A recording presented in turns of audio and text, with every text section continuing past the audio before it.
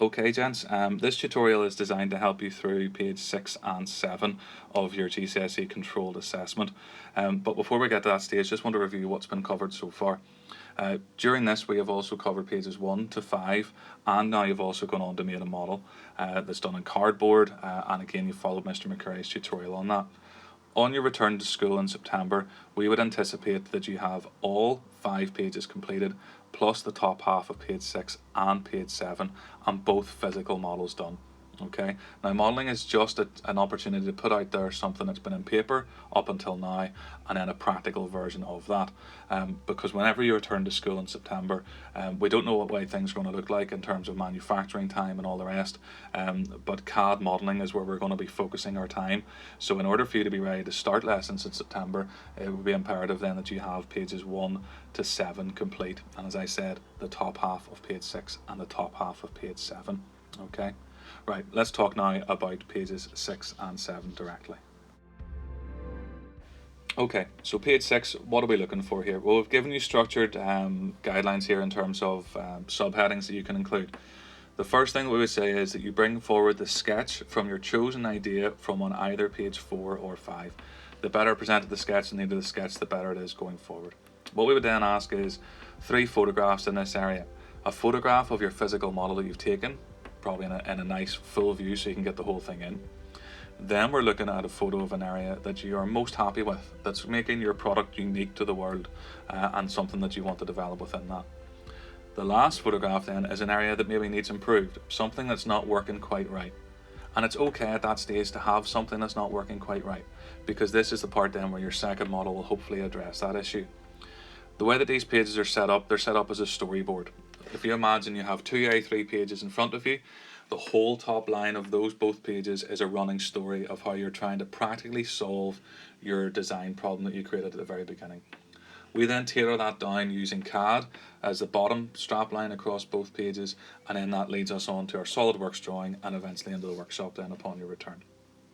The second page here in page 7 is then the second model that you will have made, and it should look better than the first. Okay, if possible, it should look better than the first. The photograph of model 2 in its entirety then, showing how it's developed, and you talk about its development in terms of ergonomics, anthropometrics and whatever. The second then is another area of the product that you like, in terms of a neat feature or something that's addressing your initial problem that you had to solve. And then the last thing then is something that you wish to improve. And the improvement this time will actually occur through SolidWorks, and we're going to focus on that from there. Okay. Note it is one sketch on the immediate left of the page and then 3 subsequent photographs that are annotated well. The next few slides here are actually going to show you examples of current live GCSE work from the Year 12 lads that have just finished. Take time to pause the video at each stage, read the depth of content that I've gone into, but look at the layout. The layout is exactly what we're going to be recreating here. So this student here has taken his design, his actual photocopied photograph of his sketch, and then he's gone on to make the model. He has used cardboard, cereal box, and also paper to try and fill out the gaps.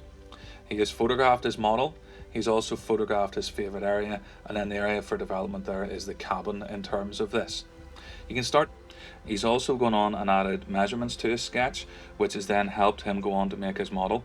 What he could have done to improve upon this page is actually annotated the pictures and drawn on with a fine liner and a ruler the measurements of each part of the cabin, because this is going to be important whenever you go into the CAD element coming through again in September. Okay.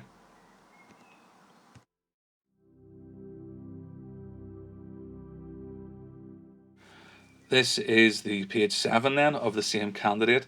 Unfortunately, we didn't get the pictures through due to pandemic and school closing. But again, you can see here where he actually has the commentary all done.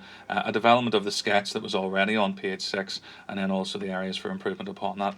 But if you just look below, you can start to really see the CAD modelling and how that's really coming through with finger joints and lap joints and all the different types of attachment methods that he's going to go on to do.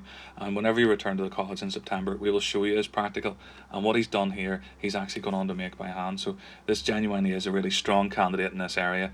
And again, if you can pause here, you can read some of the articulation that's coming through.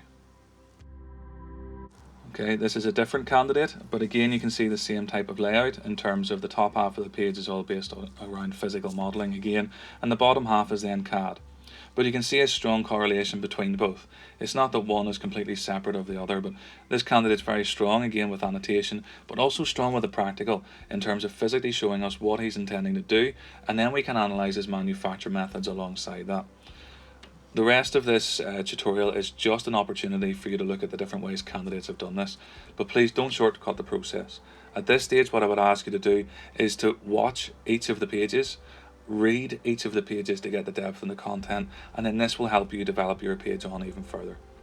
As I've said from the outset, ultimately we know we're working to the next 9 days or whatever of school, but as long as these pages are completed by your return in September, in terms again of the top half of page 6 and the top half of page 7, that's us ready to get going with CAD then. Okay, I know some classes are doing it slightly differently and I may have started CAD, but I would like to start CAD afresh with us in September. Okay, if you're looking for my advice on this, I would suggest that you do the work soon so that you keep the flow going with the folder, and then again it's finished quicker. Don't leave it till it's done the day before you return to school. Okay, thank you very much lads as ever. If you have any problems, again comment through Firefly. I hope you find this video very useful, and I'll provide an upload section within Firefly for this task as well. Okay, thanks guys, all the best, stay safe, and have a cracking summer when it comes round. Thanks.